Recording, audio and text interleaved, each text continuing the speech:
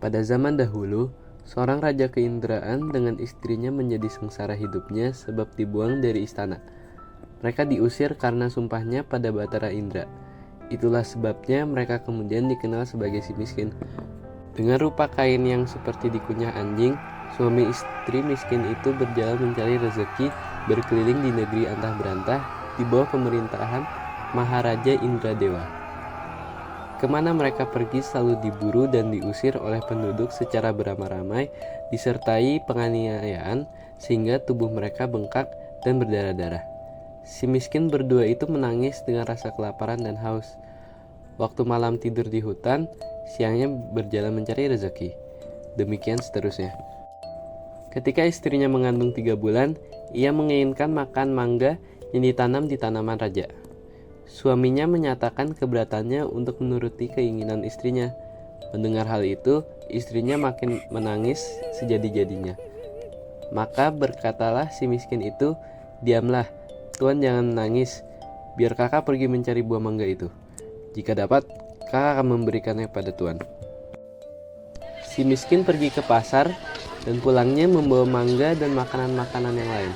Setelah ditolak oleh istrinya, dengan hati yang sebal dan penuh ketakutan, pergilah si miskin menghadap raja memohon mangga. Setelah diperolehnya setangkai mangga, pulanglah ia segera. Istrinya menyambut. Setelah waktunya lahiran, lahirlah anaknya yang pertama laki-laki bernama Marakarma, yang berarti anak di dalam masa kemiskinan. Anak tersebut diurus dengan penuh kasih sayang. Ketika menggali tanah untuk keperluan membuat rumah buat tempat tinggal, didapatnya sebuah wadah yang penuh berisi emas yang tidak akan habis untuk berbelanja sampai kepada anak cucunya. Dengan takdir Allah, terdirilah di situ sebuah kerajaan yang lengkap perlengkapannya. Si miskin lalu berganti nama menjadi Maharaja Indra Angkasa dan istrinya bernama Tuan Putri Ratna Dewi. Negerinya dikasih nama Puspasari. Belum lama setelah itu, lahirlah anaknya yang kedua, perempuan, bernama Nila Kesuma.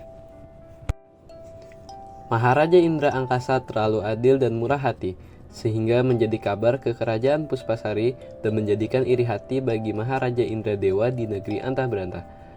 Ketika Maharaja Indra Angkasa akan mengetahui pertunangan putra-putrinya, dicarinya ahli-ahli peramal untuk mengetahui nasib orang dari negeri antah berantah.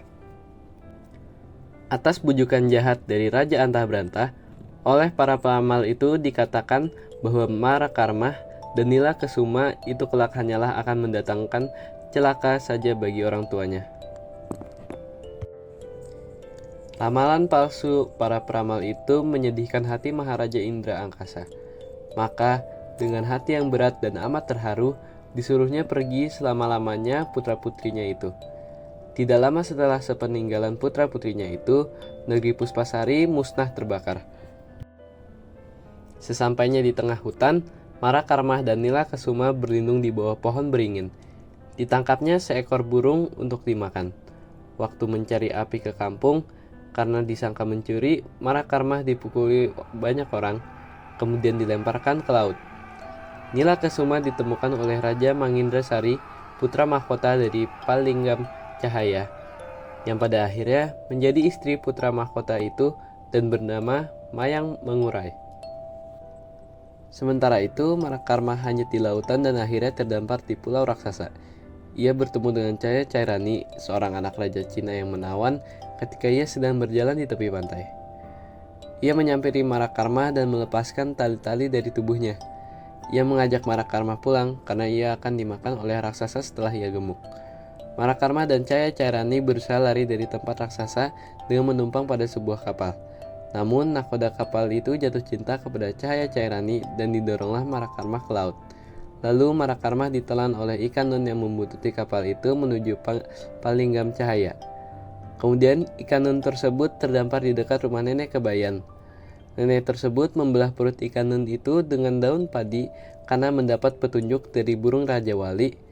Sampai akhirnya Marakarma dapat keluar. Kemudian Marakarma menjadi anak angkat nenek Kebayan yang kehidupannya berjualan bunga.